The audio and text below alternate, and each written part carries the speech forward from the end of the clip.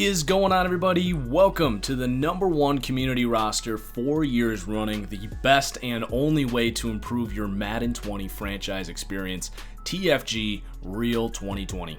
So this video is going to be all about what this roster is and what you can expect from me and this roster for the remainder of the Madden 20 season. So let's start off by talking about what this thing is all about. First things first, this roster features a ratings overhaul, where you're going to see much lower overall ratings on average. And you may be saying to yourself, wait, didn't EA just say they were doing this year? And yes, they did. Well, for those that have followed and used this roster since Madden 17, this is nothing new. And while I am happy that EA is using more of a rating spread, it is my opinion that they did not go far enough with it, and you still see far too many players not accurately represent how they're perceived in real life. So like, for one, if you're gonna go with this rating spread, you absolutely have to reevaluate every single player on the whole roster. Over 2,000 players, and then apply that new rating spread to each player. And looking at EA's roster, I'm not entirely convinced that this was done, or at least done properly. You still have guys like Travis Benjamin, Ryan Grant, rated higher than any rookie on the entire roster, and as capable 77, 78 overall borderline star receivers. You got a guy in Shane Vereen who didn't play last year and hasn't really played at a decent level since 2015. He's a starting caliber. He's almost the same rating as Josh Jacobs, who is the first running back in the draft. Or Brock Osweiler, currently a street free agent. He's a highly capable backup in Madden, borderline starter. He's rated higher than the number 6 overall pick in the draft, Daniel Jones. You also have guys like Tyler Eifert and Ryan Shazier as true franchise-changing superstar players, both as top players at their positions, which does not reflect their situations in real life. Now, you may be wondering why this stuff matters so much. Well, when you have all of these street free agents and third-string backups as high-quality starters, it simply makes team building too easy. In real life, teams suffer significant drop-offs if they face an injury or don't prepare their depth in the offseason, or if they have to let a veteran leave in free agency, as they have to go and face the salary cap.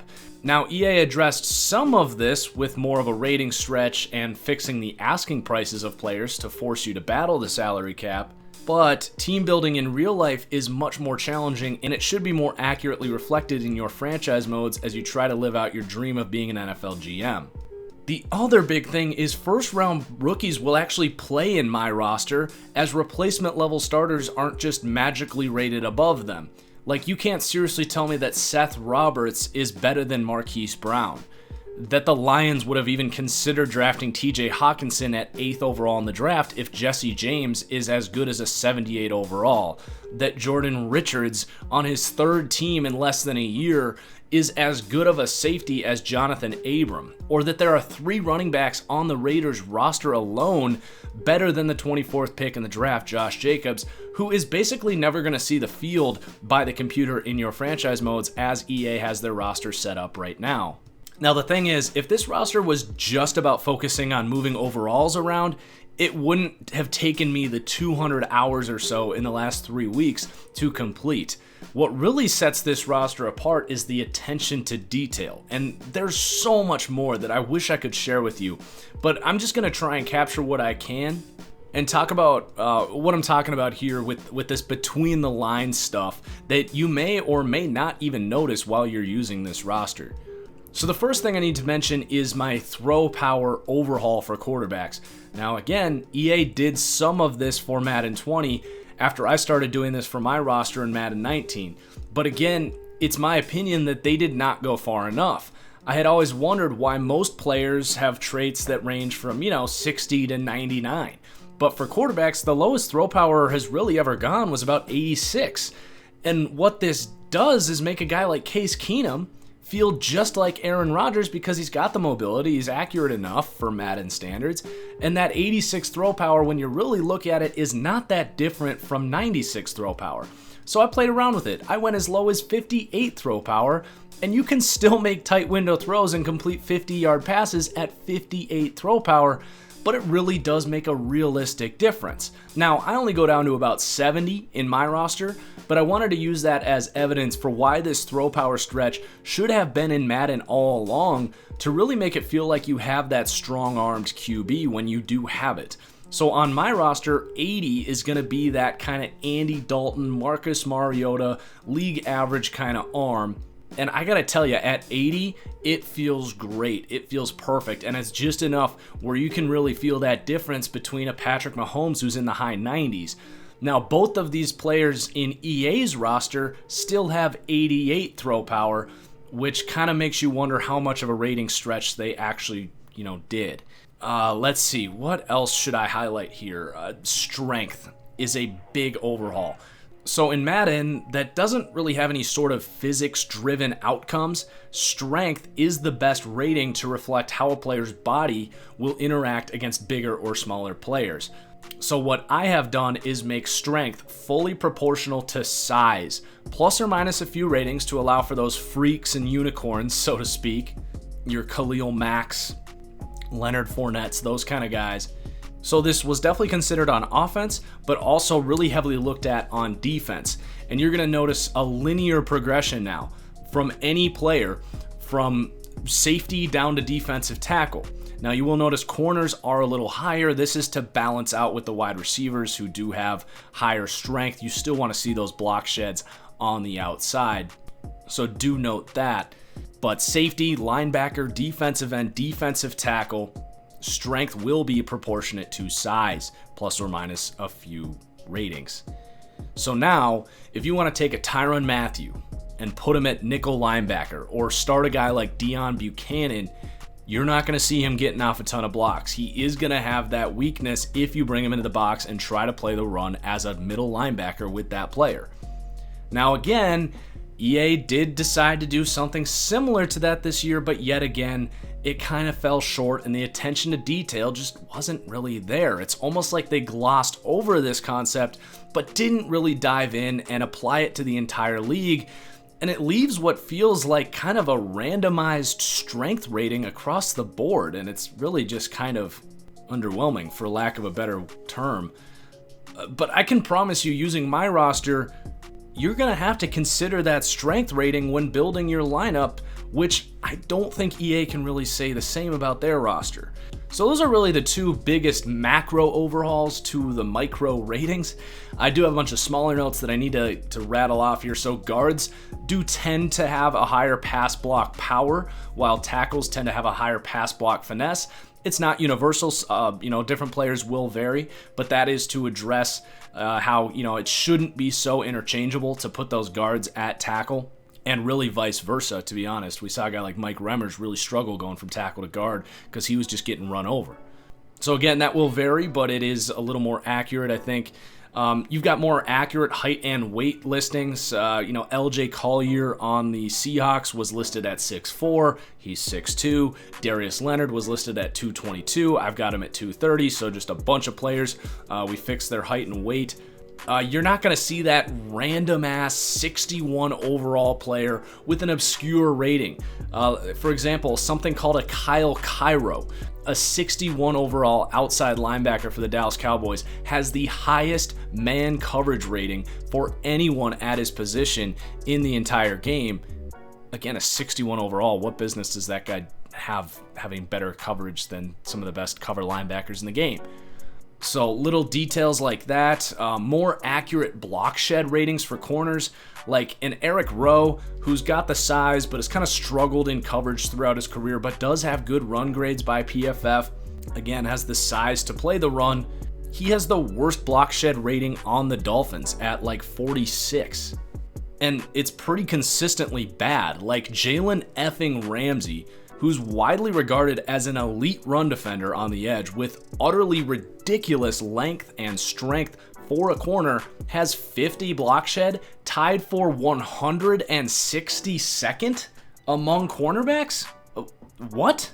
Same exact thing goes for Tremaine Johnson, who's a whopping 6'2", 213, ranked 11th among outside cornerbacks in PFF run grade last season. Same thing, 50 block shed. It just doesn't add up. There isn't the attention to detail in EA's roster.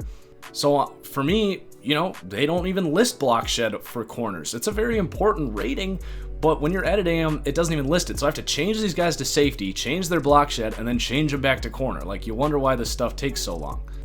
More and more detail stuff. Von Bell, who's kind of buttered his bread in the NFL as a heat-seeking missile for the Saints.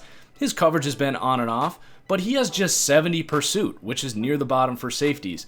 Jonathan Cyprien, who's known for a couple things, his inconsistency in coverage, but also just being a ridiculously big hitter. He lacks the big hitter trait. He should be one of 10 to 15 safeties that have that trait, if that's as many as you're going to give. Amani Hooker, a rookie coming out of Iowa, is applauded for his tenacity and high motor. He lacks the high motor trait. And don't even get me started on Kayvon Webster. Webster is a 77 overall. He's been an 80 overall in the last 2 Maddens. 77 is kind of the new 80 for EA. Despite the fact that he's been a street free agent or a backup for the majority of that time, Webster had one okay year as a starter for the Rams, like slightly above replacement level in 13 weeks. Then he tore his Achilles, to be then cut in the offseason because they deemed he wasn't worth anything more than a replacement level league minimum contract. That was in 2017. Enter 2018, he played 10 snaps for Houston as he just couldn't really stay on the field, whether it be health or he just wasn't good enough. He has been on 4 teams in as many years and is competing for a roster spot on a league minimum contract in New Orleans. EA has him as the 62nd best corner in the NFL.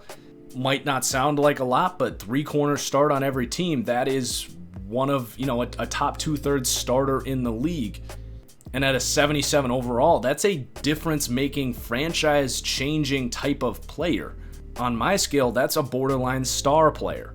Now, you want to say he's a diamond in the rough that just can't really stay healthy over the last 2 years, that's fine, but you have to at least take the time to lower his 87 injury rating. He clearly cannot stay healthy. Something has got to give. This isn't the type of player who should be getting the absolute benefit of the doubt, especially if you're going to go and lower a guy like Aaron Rodgers, who played all of 2018 on a broken leg and torn MCL. And I confronted the roster guys about this on Twitter. They defended his 77 rating, which is fine. Again, if you believe he's good, put your foot down.